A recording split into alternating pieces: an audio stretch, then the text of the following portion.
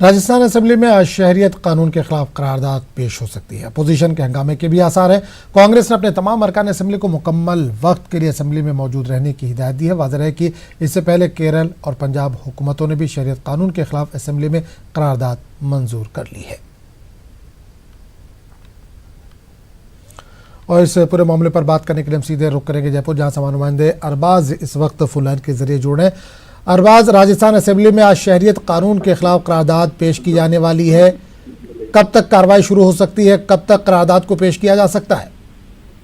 जी बिल्कुल आजम, मैं बता दूं कि ये जो शहरियत कानून को लेकर के लंबे अरसे से जयपुर की बात करें, पूरे सूबे की बात करें, यहाँ के मुख्तलिफ शहरों में यहाँ पर जो एहतजाज किए जा रहे थे, रैलियां निकाली जा रही, सरकार ने इस बात की हिमायत की और कहा कि हम असेंबली में इसके खिलाफ जो है एक अलग से जो है रेजोल्यूशन लेकर के आएंगे और फिर सेंटर को भेजेंगे। आज वो लेकर के आ रहे हैं अपनी बात को पूरा करते हुए, और आज 11:30 बजे तक यहाँ पर तमाम जो अरकान असेंबली हैं वो पहुंचना शुरू हो जाएंगे।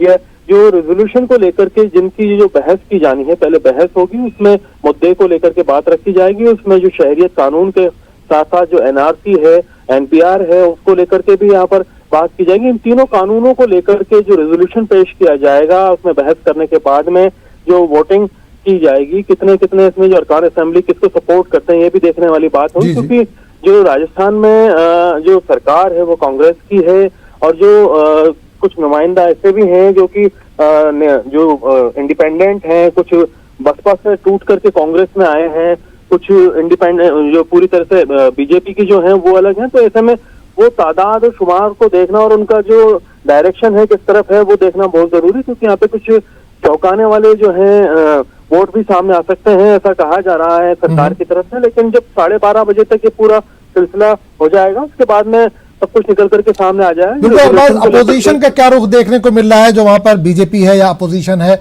उसका रुख किस तरह का दिख रहा है? देखिए, बीजेपी ने इस पूरे मामले को लेकर के कल शाम को ही जो सतीश पूनिया है, राजस्थान में बीजेपी के जिम्मेदार हैं, उन्होंने साफ कर दिया था कि हम पुरजोर मजम्मत करेंगे जितनी ताकत से हो सकेगा, और इस पूरे मामले को लेकर के जनता के पास जाएंगे और राजस्थान की असेंबली के अंदर वॉकआउट करेंगे जरूरत पड़ने पर कि भाई हम इस जो कानून को लेकर के सरकार की जो सोच है उसका सपोर्ट नहीं करते हैं, सरकार को उसका समर्थन करना चाहिए, ऐसा उनका कहना था। लेकिन सरकार अपने फैसले पर बिल्कुल ठोस है। उन्होंने कह दिया है कि हम इसकी मुखालफत शुरू से कर रहे हैं और इसकी मुखालफत को जारी रखेंगे। विधानसभा में जो रेजोल्यूशन पास किया जा रहा है, इसको पास करने के बाद में बाकायदा सेंटर को भेजा जाएगा, ताकि को लेकर के राजस्थान का जो स्टैंड है वो साफ हो जाए।